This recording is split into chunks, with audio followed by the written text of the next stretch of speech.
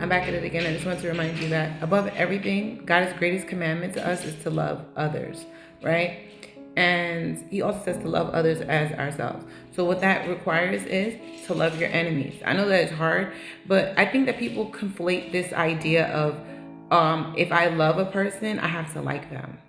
You have a lot of family. I know I have family members that I love them, but I don't like them at all. I would never want to see any harm come to them, but I can't stand them, right? But I love them and I pray for them and I want them all to be in heaven. I have people who are enemies who I know have done heinous things to me, and I love them because that's God's command. So I still pray for them and I still hope that God will save them, because I think of myself and I think of the fact that we have done heinous things to God. Like, God created us and then we chose ourselves. We were in pride. We did whatever we did, we weren't walking with God. And I'm saying that because everybody has not always walked with God and been obedient in God. And God's just sitting there waiting for us, right? And he's such a great God that he allows us to stray and still will let us come back. He will still let us come back. He will leave the 99 for the one, okay? And so I say all that to say that your greatest commandment is to love. Now, here's the thing. There's another thing. If you love God, he says that you will be obedient to him. Your obedience is worship to God. Your obedience is honor to God. And if you want to show God that you love him, then you're going to be obedient to him. Now, I'm going to take it a step further. If you love God, then you want what God has for you. If you love God, you want to do his will. If you love God, you want to ensure that above all else, that your desires are lining up with him. And God says he'll give you the desires of your heart. Excuse me. He says he'll give you the desires of your heart. Most of the times that when you're consecrated and you are set apart for God, or that you're living and walking with God, your desires will become his desires. That being said, I'm going to take it another step further. If you are going to get married, you want to make sure that the person that you get married to is not somebody that is in God's permissible will, but he or she is in God's perfect will. And that being said is, God is not, and I've heard a lot of women say this, and men, God is not going to give you a woman or a man that you're not attracted to. He's not going to give you a woman or a man that you're going to have to grow to be attracted to, right? You will know if that person is for you, and you will be attracted to them. And when I say attracted to them, I'm not talking about like, oh, he's handsome, oh, he's cool, oh, or she's nice, whatever. I'm talking about like, you're going to be attracted to that man. Like, he can't keep his hands off of you. You can't keep your hands off of him. Like, it's going to be that type of party. The problem is that the devil knows your type. And sometimes, and when I say sometimes you don't get your type, it doesn't mean that the guy or the woman is ugly. Let's say you like a dark-skinned man. You might end up with a light-skinned man. And that man will be the finest man ever. You'd be like, damn, how come I never saw you before? Or if you say you like, let's say that you don't normally date women who look biracial. You might end up dating a black woman who's just a regular black woman, but they're gorgeous and they're beautiful and they're everything. I'm saying that to say, and maybe I shouldn't have used that example because colorism, but I'm saying all of that to say that your type may change because what God has for you is greater. And you might have been looking at that dark-skinned man when God had this fine light-skinned man for you. Or you might be looking at that dark-skinned girl when God had this fine light-skinned girl for you. I don't know. I'm just giving examples. Please don't take it so literally. The point here is this.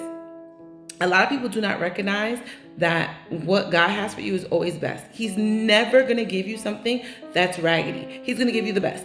The problem is that the devil also knows your type. He knows what you like. And so he's going to send you in this time, right? He's going to send you a counterfeit. And the counterfeit is usually sent right before you were supposed to meet the person that God has for you. It's a test, but it's also God looking at your heart to see, are you going to choose what he wants? Are you going to choose what you want? And the reality is this: God loves you, right? And he says that if you're obedient, that if you love him, you do his will. So if you love God, you're going to be obedient to him. If you start dating somebody and you walking in God's will, you want to ensure that whoever you date, because God loves you, is going to be the person that God has for you. You need to pray about it. You need to go into it, because the love that God has for you, he's going to manifest that into the person that is for you. Your kingdom spouse, your God ordained spouse, that woman or that man, he's going to give that to you. But the other part of that is this: you want to be in his perfect will, you want to be obedient to him. So you want to make sure that you're not getting married to somebody that he's going to allow in his permissible will, but that you get with the person that God has for you in his perfect will. Now, the reason why I'm saying all of this is because if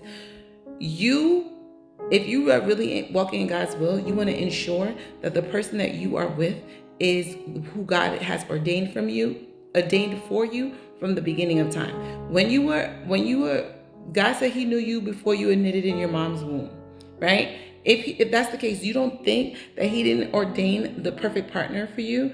God said that he creates a three-chord strand that cannot be broken. And so that means that has to have existed before the beginning of time. And if that was existed before the beginning of time, and you decide to do it your own way, one, you're not walking his will, two, you're not being obedient, and three, now God, you either are delaying time, wasting time, or now God has to rise someone else up, like a David, because Saul wanted to do his own thing. And so it's important. The other part of this that's important is this: you're a kingdom spouse and you have kingdom work to do. When you say that you walk in purpose with God, or you walking in the purposes that God has for your life, your partner is in tandem with that. Now, when we talk about submission, I'm not going to go into all that. When it says that you have to submit to your husband, and your husband has to protect you with his life and treat you like Christ treats the church, all of that is for a specific purpose. Here's the purpose. That man is supposed to guard your purpose, and you, as the helpmate, as a woman, are supposed to add on to the things to ensure that your husband is walking and carries out his purpose together. Whether, even if you are not doing exactly the same things, a lot of times you will be, but your purposes are supposed to they are supposed to either be adjacent, or you're walking on the same exact path, and each person supports that purpose, or they help that purpose to ensure that it comes to pass for the sake of Christ's kingdom or God's kingdom. So when you decide that you want to take it upon yourself to be with somebody, and you do not take it before God, you don't take that person before God, you are walking in your own will, which is technically pride, and in some cases idolatry, because you looked at things the way you saw it and not the way God sees it.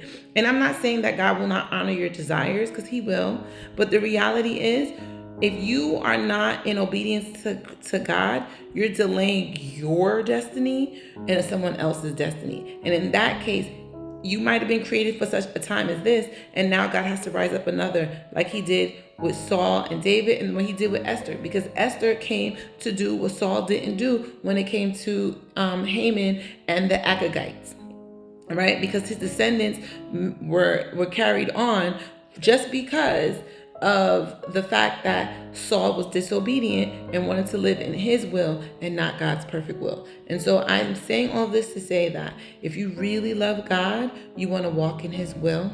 And if you want to be obedient to him. And if you are obedient to him, there is a reward. But when you're not obedient and you do it your own way, you lose out on the person you have for you, the purpose that God has for you, and now he has to reroute it.